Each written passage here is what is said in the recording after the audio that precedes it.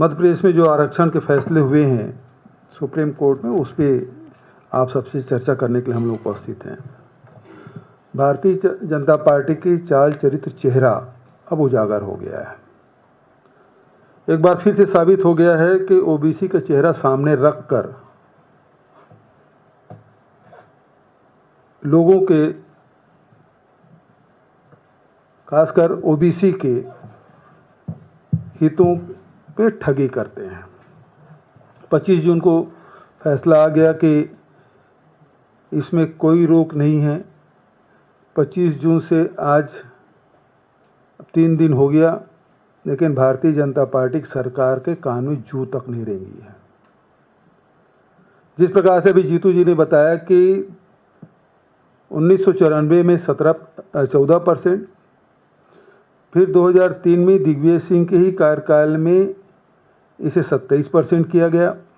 लेकिन दुर्भाग्यजनक बात यह है कि ओबीसी के मुख्यमंत्री रही उमा भारती, ओबीसी के मुख्यमंत्री रहे चौहान साहब, और ओबीसी के अभी मुख्यमंत्री हैं मोहन यादव जी। लेकिन ये जो आरक्षण है उसको लागू इन्होंने नहीं किया। और जिस बहुत विस्तार से भाई जीतू पटवारी जी ने आप सबको बताया है, मैं उस विस्तार में नहीं जाऊंगा। लेकिन अभी स्पष्ट है कि सुप्रीम कोर्ट ने यह आदेश कर दिया है कि इसमें कोई बंदिश नहीं है, इसे सरकार लागू करे।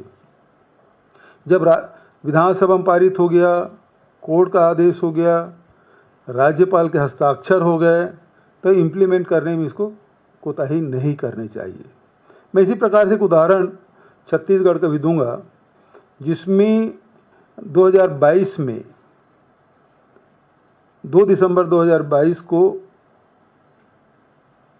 छत्तीसगढ़ की विधानसभा ने सर्वसम्मति से पिछड़े वर्ग को 27% आरक्षण देने का फैसला किया।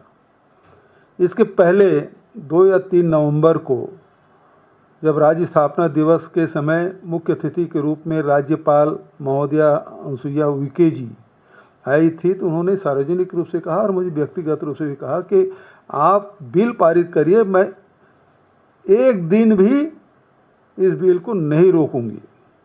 आपको बताना चाहूँगा कि 2 दिसंबर को 7 बजे विधानसभा में पारित हुआ और तमाम जो प्रक्रिया है उसको पूरा करते हुए मंत्रिमंडल के वरिष्ठ सदस्य राजभवन रात को 9 बजे गए कि उन्होंने कहा तत्काल हस्ताक्षर करूंगी। लेकिन उन्होंने कहा कि मैं अध्ययन कर रही हूँ, अध्ययन करूंगी। कहाँ उन्होंने कहा तत्काल हस्ताक्षर करने के बाद और कहाँ अध्ययन करने के बाद।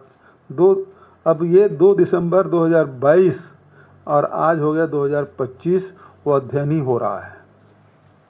जबकि विधानसभा पारित है, राज्यपाल अपने अधिकारों के किस प्रकार से दुरुपयोग करते हैं, इसके मामले में सुप्रीम कोर्ट ने कई बार फटकार भी लगाई भारत सरकार को कि राज्यपाल को ये अधिकार नहीं दिया जाता।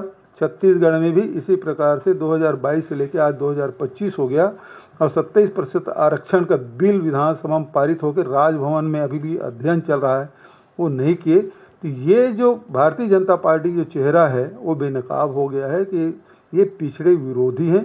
पिछड़ों के खिलाफ में जो फैसला करते बने वो करते हैं।